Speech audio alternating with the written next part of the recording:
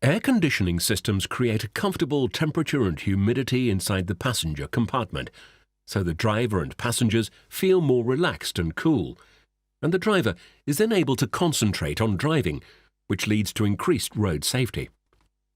Air conditioning operation relies on taking heat out of the passenger compartment by absorbing the heat into a refrigerant that transports the heat away from the passenger compartment so that it can be released to the outside air.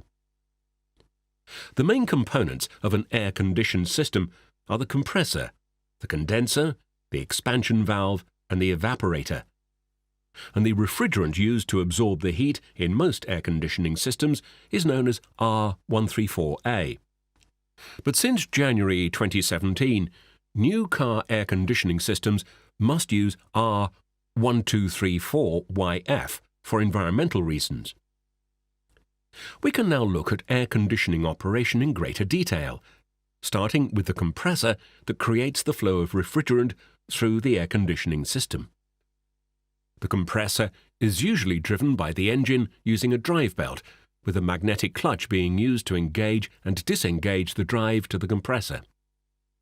For some systems, a DL pulley is used that continuously drives a variable displacement type compressor, and for electric and hybrid vehicles, the compressors are driven by electric motors.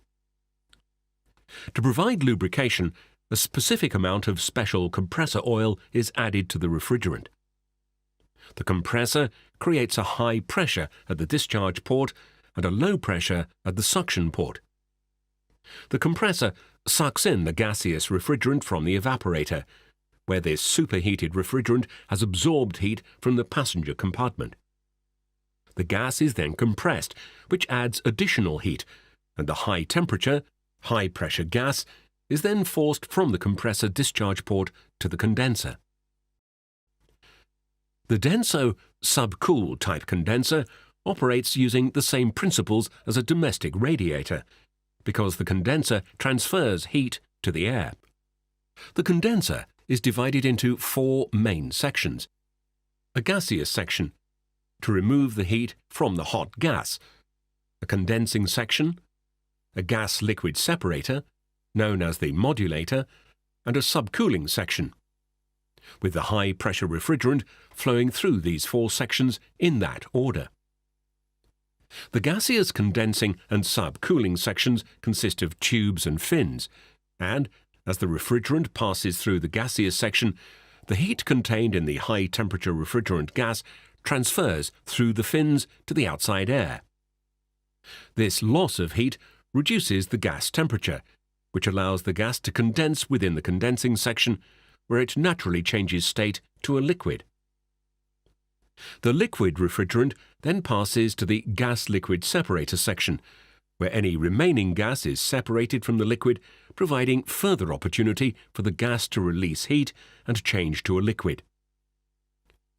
The liquid refrigerant then receives additional cooling in the subcooling section, where the heat energy contained in the liquid refrigerant is again released through the condenser fins to the air.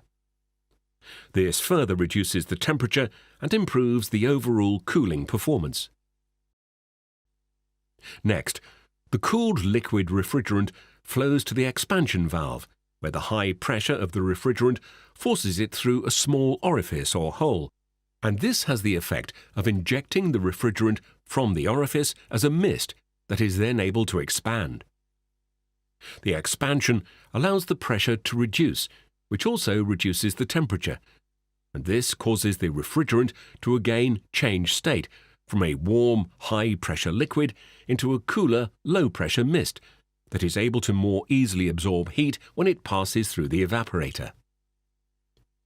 The expansion valve also adjusts the quantity or flow of refrigerant passing to the evaporator. Too little or too much refrigerant results in too little or too much heat being removed from the passenger compartment.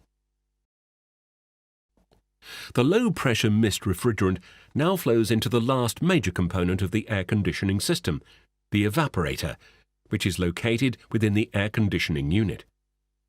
The evaporator consists of a tank, tubing, and fins that are exposed to the air in the passenger compartment. Therefore, Heat from the air is able to transfer to the fins, and it is then absorbed into the refrigerant mist. And at the exact moment that the refrigerant absorbs this heat, it vaporizes and changes back to a gas. This superheated gaseous refrigerant then flows from the evaporator and back to the compressor, where the whole process starts again. We call this whole process the refrigerant cycle. One final and important component fitted to DENSO air conditioning systems is the pressure sensor that is used as a simple safety device. The sensor detects the refrigerant pressure on the high pressure side between the condenser and the expansion valve, so if the pressure is incorrect, which could cause damage to the system components, the compressor can be switched off.